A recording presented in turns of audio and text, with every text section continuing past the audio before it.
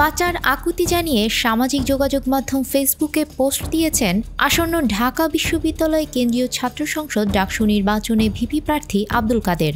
বৈষম্য বিরোধী শিক্ষার্থী সংসদের এ নেতা তার পোস্টে লিখেছেন, আমার ডাকসুতে জিতা লাগবে না, কেবল বেঁচে থাকতে চাই। বৃহস্পতিবার বিকেলে নিজের ফেসবুক অ্যাকাউন্ট থেকে এ স্ট্যাটাস দেন তিনি।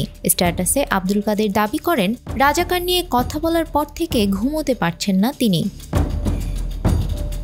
কাদের লেখেন, এতটুকু দয়া অন্তত আমাকে দেখানোর অনুরোধ।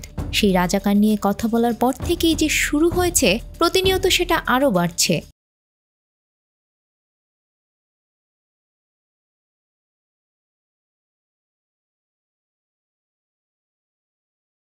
তারপর থেকেই আমি ঘুমোতে পারি না, মাঝরাতে জেগে যাই, শরীর কাঁপতে থাকে।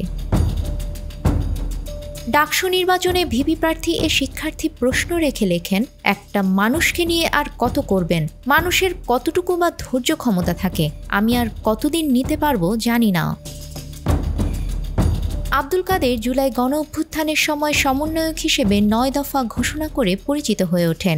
আওয়ামী লীগ সরকারের পতনের পর অভ্যুত্থানের সামনের সারিতে থাকা ছাত্রদের নিয়ে আত্মপ্রকাশ করা সংগঠন বাংলাদেশ গণতান্ত্রিক ছাত্র সংসদের ঢাকা বিশ্ববিদ্যালয়ের আহ্বায়ক হন তিনি।